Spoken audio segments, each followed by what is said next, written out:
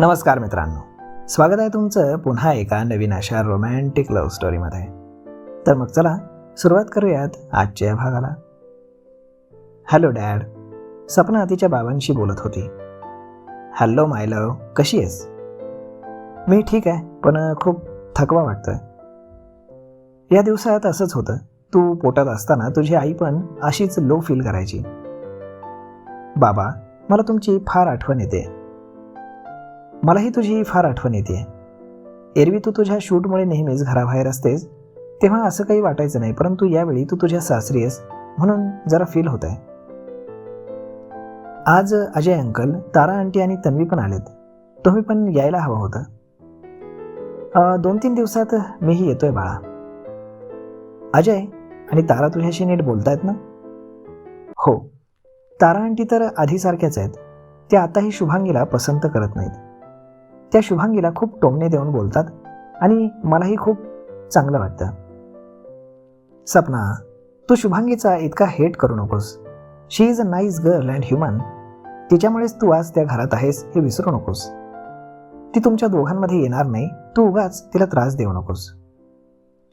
तुमचा खूप मोठा गैरसमज आहे हा डॅड. उलट तिच्यामुळेच आरंभ माझ्यापासून दूर गेला. तिला मी असंच सोडणार नाही. लग्न झाल्यावर पहा तिला या घरातून कशी बाहेर काढते ते. सपना, प्लीज डॅड, तुम्ही तिची तरफदारी करू नका. तिच्यामुळेच हे सगळं घडलंय. बरं, आता मी झोपते. या हेवी मेडिसिन्समुळे मला सारखी झोप येते. आजही डॉक्टरकडे गेले होते. तू ठीक तर आहेस ना? येस डॅड, ठीक आहे. प्रेग्नन्सीमध्ये काही टेस्ट असतात ना, त्या करण्यासाठी मी जयपूरमध्ये एका डॉक्टरकडे गेले होते. त्यांनी सगळं चेक केलंय. सगळं ठीक आहे. तिथे का गेलीस? मग इथेच यायचं ना? मिस्टर जोशी काळजीनं बोलले. मला अन्न पचत नव्हतं ना म्हणून गेले होते. तर त्यांनी प्रिकॉशन म्हणून काही टेस्ट केल्या. सगळं ठीक आहे. ओके, काळजी घे. मी येतोय 2-3 दिवसात. हो, bye. Love you. Love you too. Good night. इकडे बंटीला डिस्चार्ज मिळाला होता आणि तो आदित्यच्या फार्म हाऊसवर आला. आदित्य, एक विचारू? बंटी बोलला. हां, विचार. तू ज्या मुलीवर प्रेम करतोस ती शुभांगी आहे ना, आरंभाची पत्नी? हो. आदित्य एक दीर्घ श्वास घेत बोलला. आरंभलाही हे माहीत आहे? हो. आणि शुभांगीला? नाही. आणि तिला कळालं तर? नाही कळणार, कारण ही गोष्ट तू, आरंभ आणि जयला माहीत आहे आणि तुम्ही तिघेही तिला सांगणार नाही हे मला माहीत आहे. पण तिला कळालं तर तरीही? कदाचित ती माझ्याशी असलेली मैत्रीही तोडेल आणि भविष्यात कधी माझं तोंडही पाहणार नाही. आदित्य हलकसं हसत बोलला. तुला खूप वाईट वाटेल ना? वाईट तर वाटेल, पण तो तिचा निर्णय असेल.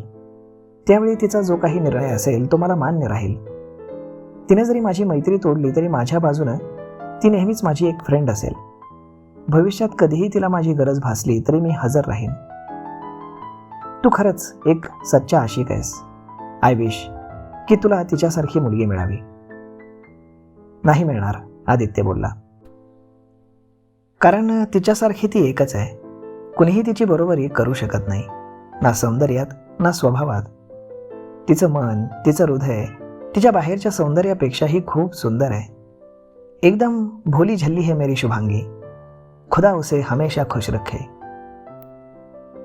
ती तुझ्या आयुष्यात येऊ शकत नाही, मग तुला कधी इतर मुलीवरती प्रेम होईल?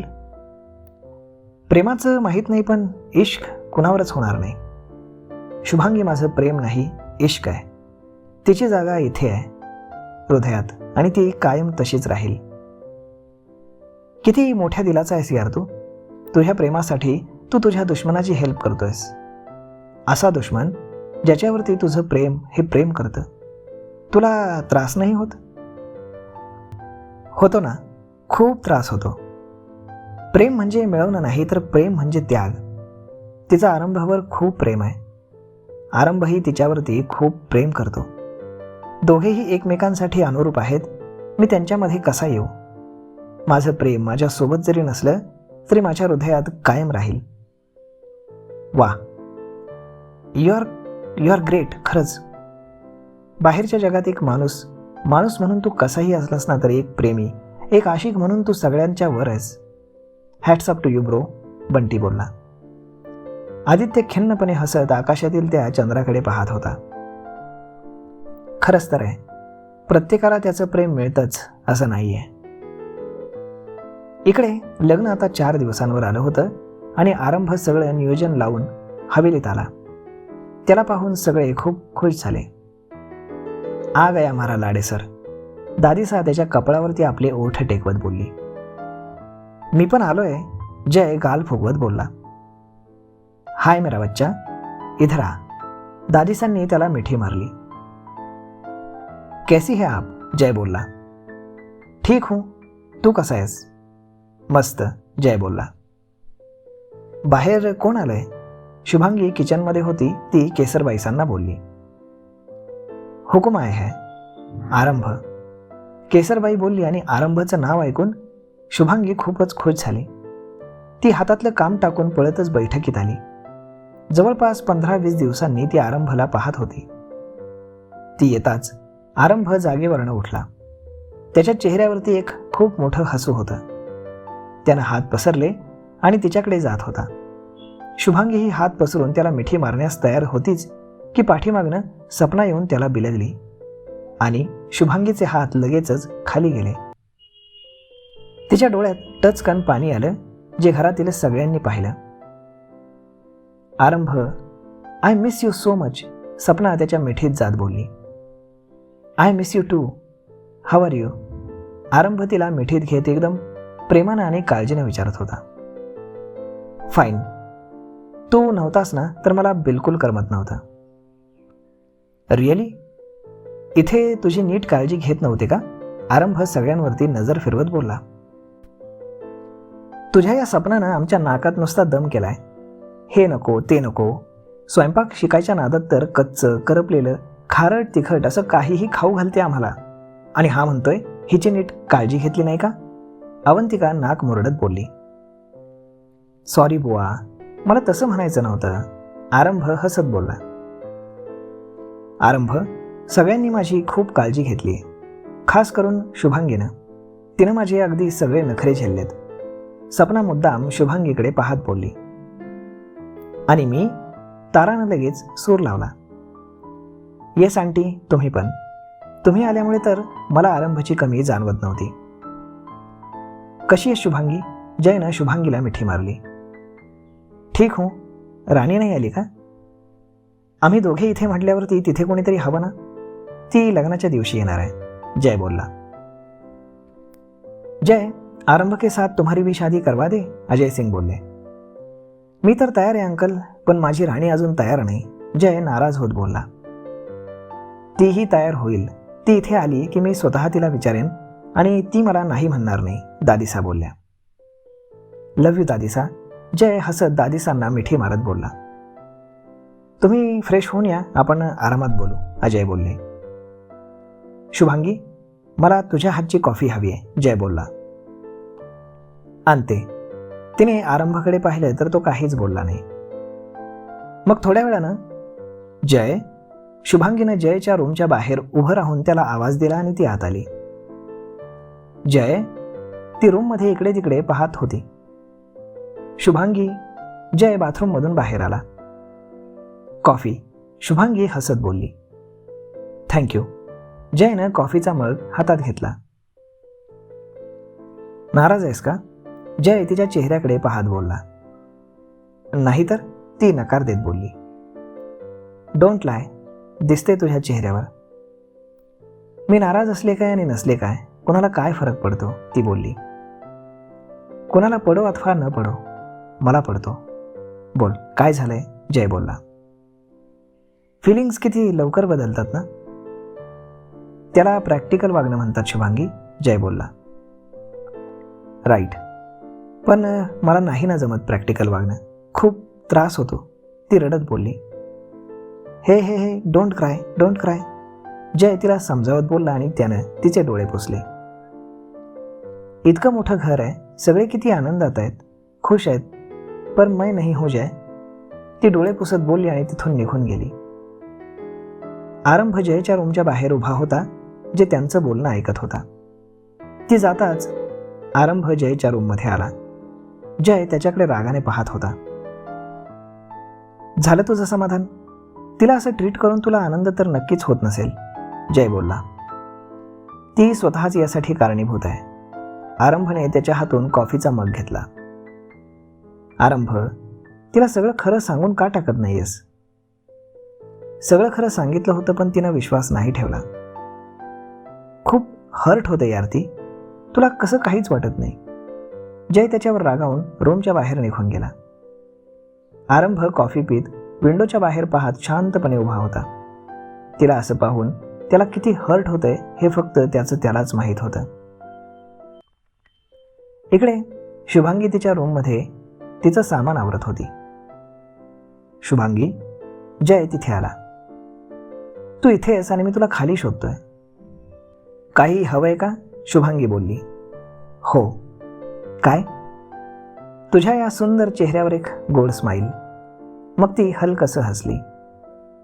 हाय, तुला माहित आहे ना, तुझ्या गालावरती पडणाऱ्या खळ्या कोणालाही घायाळ करतील. फ्लर्ट करतोयस ना? ती भुवया गोळा करत बोलली. हो, जय हसत बोलला. जय, हुकुमला कळालं तर ते तुझी. ती बोलता बोलता मध्येच थांबली. मी कोणालाही घाबरत नाही आणि तुझ्या हुकुमला तर अजिबात नाही. बरं, ते जाऊ दे. संध्याकाळी तयार राहा, आपण बाहेर जातोय. बाहेर कुठे? पार्टी करायला. पार्टी? आणि कशाची? शुभांगी, तू म्हणाली होतीस ना की तुझ्या सक्सेसची तू पार्टी देशील म्हणून. हो, म्हणाले होते, पण मला आधी जॉब तर लागू दे. पहिली सॅलरी मिळाली की देईन पार्टी. Okay, no problem. यावेळी बिल मी देईल, नेक्स्ट टाइम तू दे. तुझी ही कामयाबी सेलिब्रेट झालीच पाहिजे, जय बोलला. प्लीज जय, मला बाहेर नाही जायचं. वाटल्यास आपण इथेच सगळ्यांसोबत एन्जॉय करूयात. मी सगळं काही तुझ्या आवडीचं बनवेन, शुभांगी बोलली. ही पार्टी मी तुझ्यासाठी देतोय आणि तूच काम करणार? ते काही नाही, आपण सगळे बाहेर जातोय. सिनियर सिटीजन तेवढे येणार नाहीत. जय प्लीज. कम ऑन शुभांगी, मी हे सगळं तुझ्यासाठी करतोय, तुला खुश पाहण्यासाठी करतोय आणि तू नाही म्हणतेस. दिस इज नॉट फेअर, तो गाल फुगवून बोलला. ओके, मी दादिसांना विचारते. ऑलरेडी विचारून झालंय, तू फक्त तयार हो, जय तिचा हात हातात घेऊन बोलला.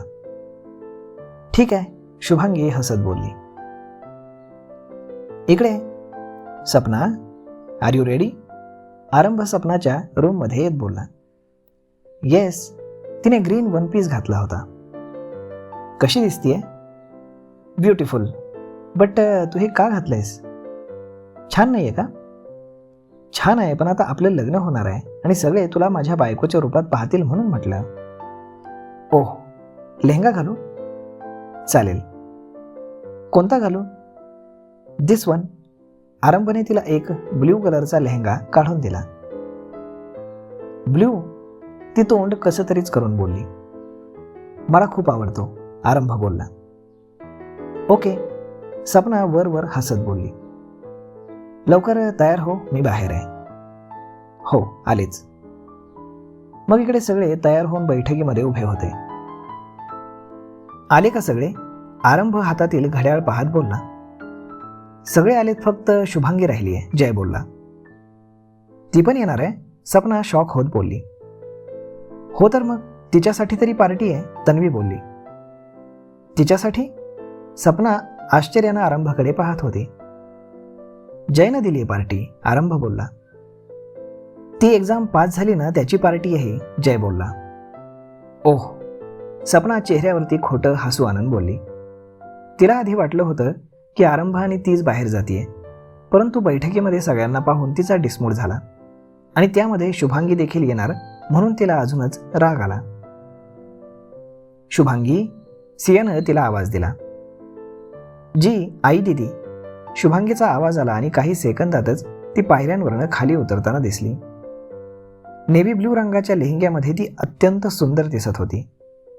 तिच्या पायातील पैंजण छुन छुन आवाज करत होते.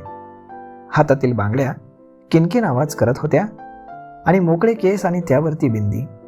दाट भुवयांच्या मधोमध नेव्ही ब्ल्यू कलरची छोटीशी टिकली, हलकासा मेकअप आणि नाकामध्ये छोटीशी व्हाईट स्टोनची मोरणी आणि गळ्यामध्ये साधी सोन्याची चेन.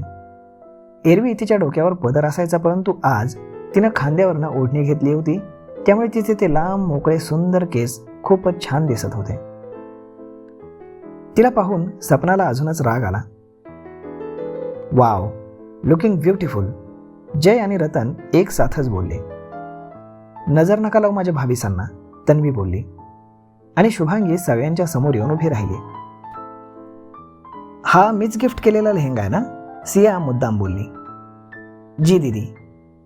सपना आंटी और परी सेम सेम कलर हो गए, शौर्य मध्येच बोलला. पण सुंदर कौन दिसतंय, तन्वी मुद्दाम बोलली. मेरी परी, क्योंकि वो सबसे सुंदर है, शौर्य शुभांगीला बिलगत बोलला. निघायचं का, मला जाम भूक लागली आहे, सपना डोळे गोल फिरवत बोलली. हां हां चलो चलो, जय बोलला. आराम से जाना, दादिसा बोलल्या. येस, बाय एव्हरीबडी, जय बोलला. बाहेर 2 गाड्या उभ्या होत्या.